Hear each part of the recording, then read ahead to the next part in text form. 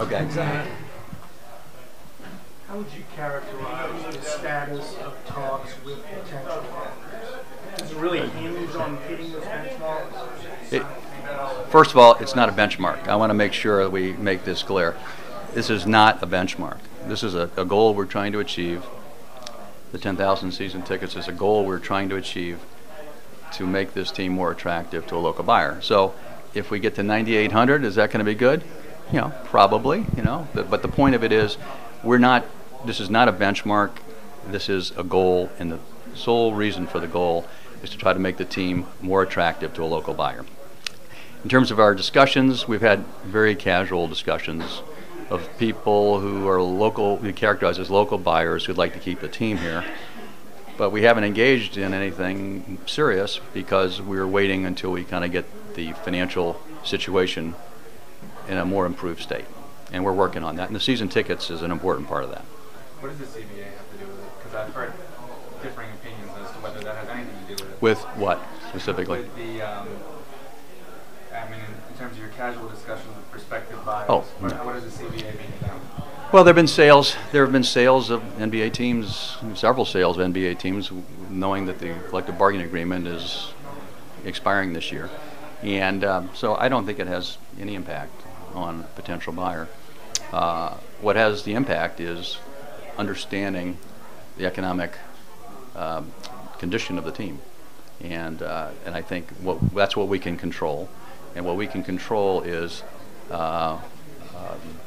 You know, whether or not we have 100 events in 100 days, and whether or not that gets us up to the 10,000 season ticket level, or close to it, or above it. And if we can achieve that, I think it's going to increase the likelihood substantially of attracting a local buyer. I think, I guess some people have kind of looked at the fact the NBA buying a team is sort of, you know, trying to find a business model for similar markets and teams of that nature. Something like this that you guys are doing. This is something the league has. You know, Hugh mentioned that the league's put in a lot of time investment in something like this.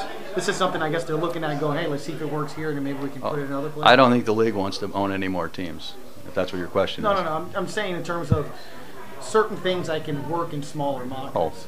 That they can, exactly. They can say, hey, look, we can do this in Milwaukee, we can do this in things like I'm not sure. I think, you know, we all learn from each other. There are a lot of small markets out there that we have followed their lead on. We like to think some of the stuff we're doing here right now is very unique, but we look all over for the best practices, whether it be a small market or a medium-sized market or a large market. Some things work regardless of market size. So we're working hard here. We've got to work hard. Failure is not an option for us. We're going to try to succeed, and we're putting a lot of energy and time in that effort to succeed. That is to get to 10,000 season tickets, but ultimately it is to attract a local buyer. That's what this is about. Are you going to make a big push to try to get as many of the events between now and the end of this month? I don't. It's 100 events in 100 days, and so that's what we're working on, is trying to keep it. You know, we want to get to 10,000 season tickets before the start of the season, and that'd be in October. So this 100 days runs out September 15th. You know, if it takes 103 days, it takes 103 days. But my point of this is not a benchmark. This is not a hard and fast number. It's a number we've come up with we think will help us attract a local buyer. And that, you know, for us, it's irrelevant. All the other issues around it that people want to talk about, collective bargaining, etc., those are not relevant to our situation. This is about New Orleans. This is about the Hornets in New Orleans. And all the other issues are peripheral to that. We can control this. And what we're trying to do is continue to sell tickets up until the scheduled date of opening the season in October. So it's like a big picture approach that ideally for you guys would transcend. We have to. I mean, we have to. The alternative is to do nothing. Okay, is that an option? I don't believe so. So what we need to do is be proactive and do everything we can within our power to make this team more attractive to the local buyer. And that's what we're doing. Our team is fully committed. The NBA is fully committed behind this effort to try to reach 10,000 season tickets. And they're very supportive of it. And we're totally focused on it. and we're going to get there, but we need our fans' help. And that's what we've asked them to do. Our season ticket holders are going to jump in, and as I said earlier, they've already started. You know, this morning, just this morning, we have started receiving phone calls, and now that the emails have gone out, we'll start receiving more. And then this evening, for the news, and then tomorrow, as this plays out, we'll receive more. And we'll keep you posted on the number of events as we find them. We may get 100 events before June 30th, but that's not the objective.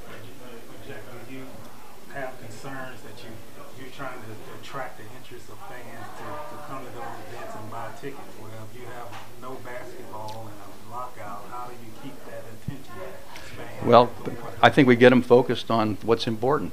This is not about the collective bargaining negotiations. This is about the city of New Orleans. So, you know, regardless of what happens, we're focused on that solely. That is, how do we get to 10,000 season tickets to make this a more attractive team for someone to buy locally? If we said, okay, we're just going to give up, whatever happens, we're not going to get there. We'll fail.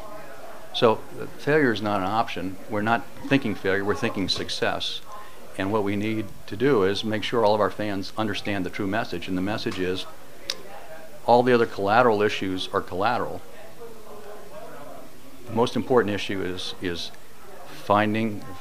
basically finding a local buyer to keep the team here, and we need to make this team more attractive for that local buyer, and that's what we're completely focused on. Jack, you're touching on prospective buyers in terms of making it more attractive. Yes. Financially wise. What about state-wise as well, too? Getting a new deal, a long-term lease. Right. That's got to be close. For Absolutely, and I think that probably is tied in some with the new owner.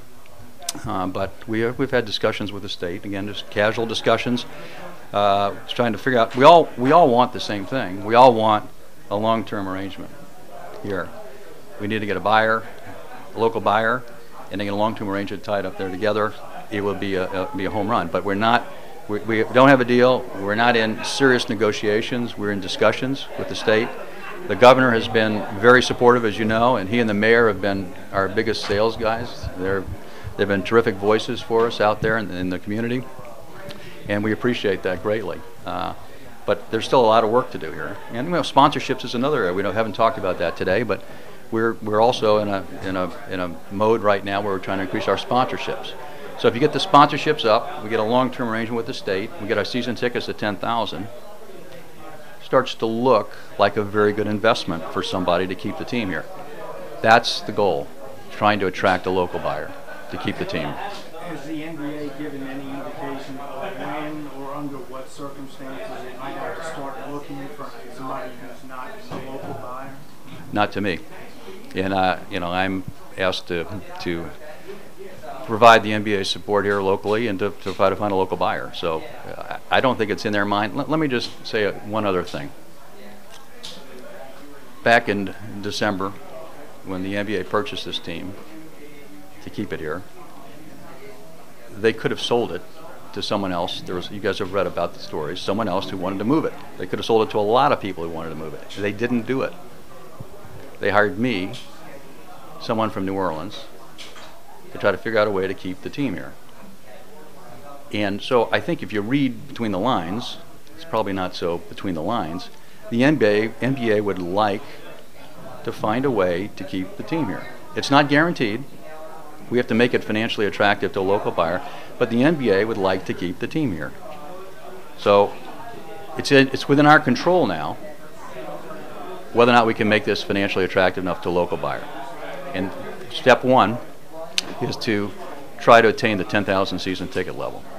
And I'm really excited about this effort. I should tell you the effort of this I'm In, Are You campaign. You guys are all aware of the I'm In campaign. It was fabulous. And I'm In, Are You, 100 events in 100 days. We are now going to take it to our most vigorous fans, our season ticket holders, and empower them to help us. And guess what? The phones have already started ringing, and we expect that that's going to continue throughout the day and tomorrow, and then the events will come over the next 100 days. We'll keep you informed as the events, as we get them scheduled, and let you know how we're making progress on that. But I am really optimistic because this is a city where a lot of things happen in people's living rooms and front porches in their backyards. I know that, and I grew up here. And there's nobody who can convince someone else of the validity of some action better than a friend in a social situation, and that's what we're counting on.